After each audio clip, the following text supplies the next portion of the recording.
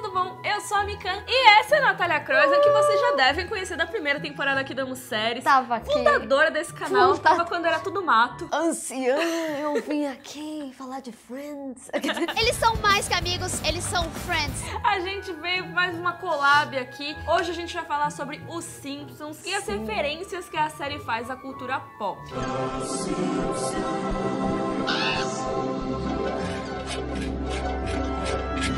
Quando você pensa em alguma animação mais adulta, vem Simpsons na cabeça, né? Sim, até acho que as animações hoje em dia, as adultas tentam fugir um pouco dos Simpsons, mas não conseguem muito, né? Sim. Sempre pegam uma inspiração. Por exemplo, a própria Desencanto, que lançou recentemente, é do mesmo criador, o Matt Groening, e as pessoas não param de comparar com os Simpsons em momento algum. Faz sentido, lógico, que é o mesmo criador, mas até outras animações adultas sofrem um pouco com isso, com esse tipo de comparação. Aonde você vai? Fazer com meu cérebro o que acabei de fazer com seus sonhos para o nosso filho. Ah, sempre vai ter, né? Até porque o Simpsons tá aí na TV há 30 anos e ele começou, na real, como um curta de um programa de TV que começou a fazer sucesso. Aí eu acho que eles fizeram 3 temporadas, se eu não me engano, e aí eles falaram, não, a gente precisa de um programa próprio. Foi quando começou o Simpsons de verdade e foi, eu acho que ele é um programa que tá há mais tempo na TV e com alta audiência. Nossa, é muito bizarro. É, pelo menos de animação, assim, com certeza é muito tempo que tá no ar. E o Simpsons acompanhou a evolução da cultura pop desde aquela época. Então eles sempre trataram de temas atuais. Hoje em dia, até se você vai ver os episódios, tem muitas referências que você não pega, né, de antigamente, porque eles tratavam de coisas que eram o que tava em voga no momento, e o que tava em voga nos anos 90 não necessariamente vai estar em voga agora.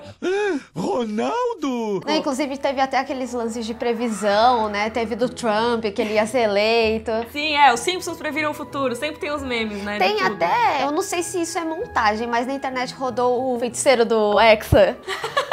Que teve lá no Simpsons. Ai, sim, falaram, não, ele apareceu no Simpsons. Isso foi uma das previsões da Copa, no caso. Sabe o que os Simpsons também previram, Nath? O quê? Você se inscrevendo no canal. Clica aí no botão se inscrever. E no sininho pra receber todas as nossas notificações. E previsões. E não se esquece de seguir a gente no Instagram, porque lá sempre tem conteúdo novo, tem as nossas fotinhas de bastidores, stories e tudo mais. A primeira referência é uma coisa que eu gosto muito, que é Pokémon. Ah, sim. E tem várias coisas de Pikachu. Nos anos 90, Pokémon dominou o mundo. Então, assim, final ali Até dos anos hoje, 90. né? Com certeza, mas era assim um fenômeno que os americanos não estavam entendendo muito bem, né? E aí, na 10ª temporada dos Simpsons, teve um episódio chamado 30 Minutes Over Tokyo, que eles foram pro Japão. E lá, o Bart tá vendo TV e vê uma cena de robôs batalhando, e eles emitem umas luzes fortes, e o Bart começa a ter uma convulsão.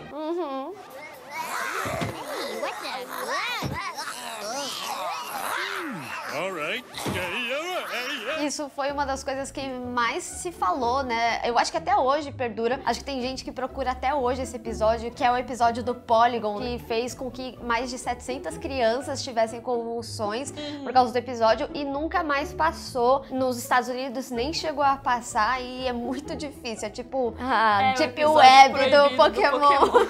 Porque o que aconteceu nesse episódio? O Pikachu dava um choque do trovão e aí tinha esse Pokémon Porygon e tudo mais. Só que o choque do trovão, ele não era só uma luz forte. Ele foi mostrado como uma luz piscante que alternava vermelho e azul. Ou seja, receita pra convulsões, sabe? Nossa, sim. E aí várias crianças não só tiveram sintomas como convulsões, mas às vezes dores de cabeça. Diz que várias foram pro hospital e tudo mais. E virou uma marca da cultura pop, assim, o episódio banido de Pokémon. E aí Simpsons fez essa referência. Tipo, você tá no Japão, então você vai ter convulsões com desenhos animados. Como eu falei que todo mundo gosta do Pikachu, na 15ª e na 26ª temporada, a Maggie aparece vestida de Pikachu. Ai, neném. Mas não parou por aí, porque a referência mais recente foi agora por causa do Pokémon GO. E aí tem um aplicativo na 28ª temporada dos Simpsons que se chama Pikmin Get. Então, assim, uma referência bem clara. Qualquer semelhança é mera coincidência. I'm playing Pikmin Get, see? That's a wild Rotata. É claro que uma obra tão clássica quanto Star Wars, que também faz parte da nossa cultura pop, não ia escapar de referências dos Simpsons. E não foi só uma vez que a franquia de George Lucas apareceu, né? O Bart, inclusive, em um dos episódios, ele citou as guerras que ele achava mais legal, e uma delas foi a Guerra nas Estrelas. There are no good wars, with the following exceptions: the American Revolution, World War II, and the Star Wars trilogy. E toda hora aparece alguma coisa, tipo Darth Vader. Aí quando o Sr. Burns tá observando os empregados assim, toca a marcha imperial. Simplones?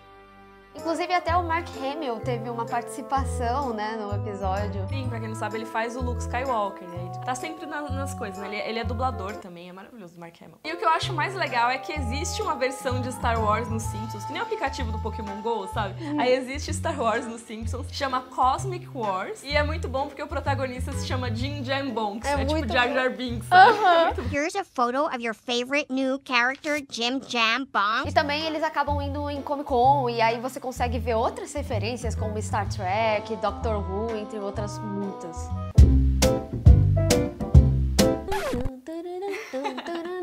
Eu vou ter que deixar essa pra você. Sim. Minha série do coração, Game of Thrones, Rainha também teve referências em Os Simpsons. E foi na abertura, o que é mais legal.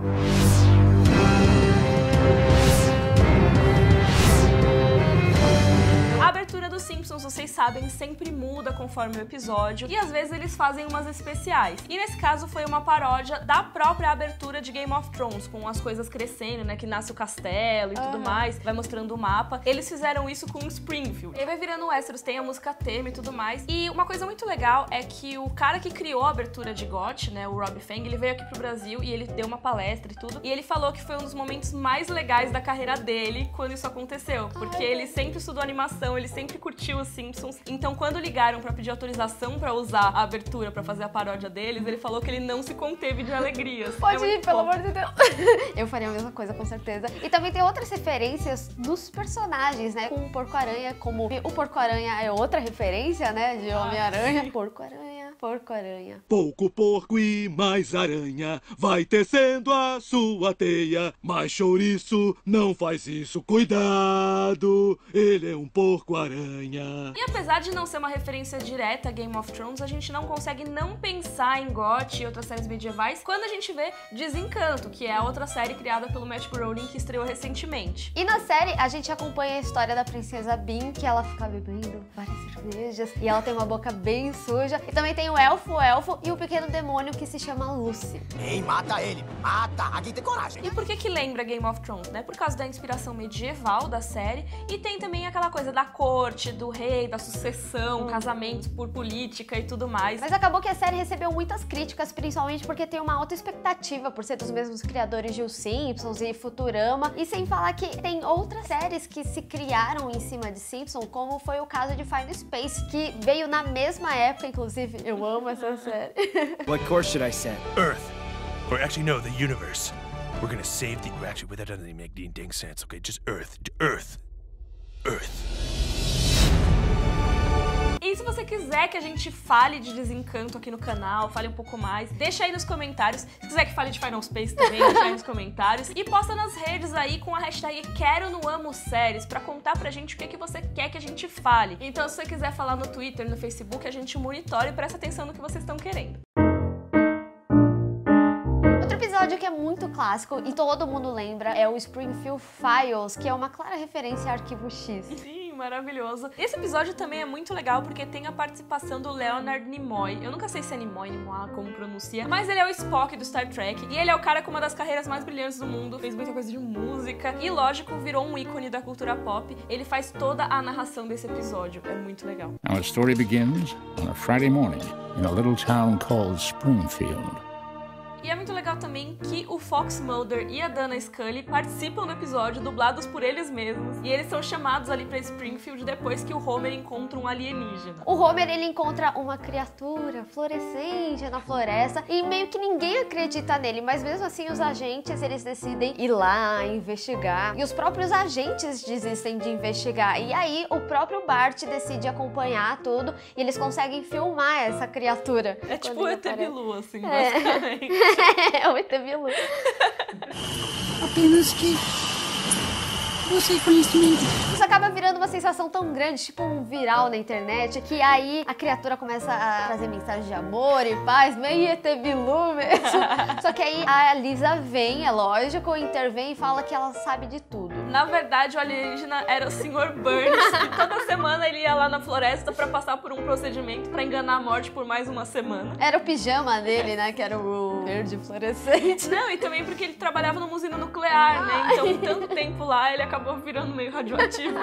Uma vida inteira trabalhando numa usina nuclear me deu esta saudável fosforescência verde. E esse episódio acabou se tornando um dos mais icônicos. Ele chegou até a ganhar prêmio, que foi lá no Annie Awards de melhor realização individual. Também é uma prova de que dá pra você fazer os crossovers entre séries animadas e live actions aí. Até o criador do Arquivo X, o Chris Carter, disse que ficou super honrado em ter sido chamado, sabe? Em terem conversado com ele pra fazer isso. Foi uma das coisas mais legais que já rolaram com a série dele.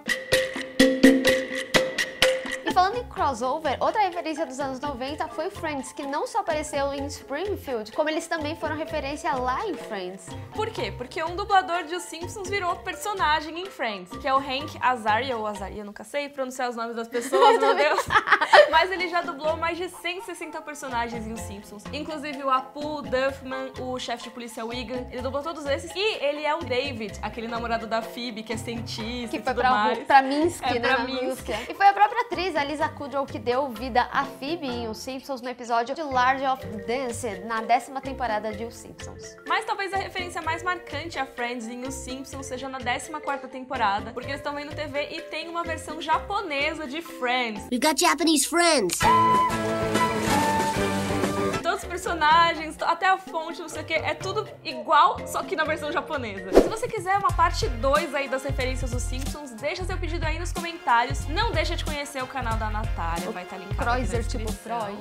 E ela não vai embora ainda, porque vai ter mais collab com ela aqui no canal, então fica de olho. E também, se você não viu os primeiros vídeos da primeira temporada, vê lá, aqui Claro. aparece também. Um beijo, tchau, tchau. Tchau!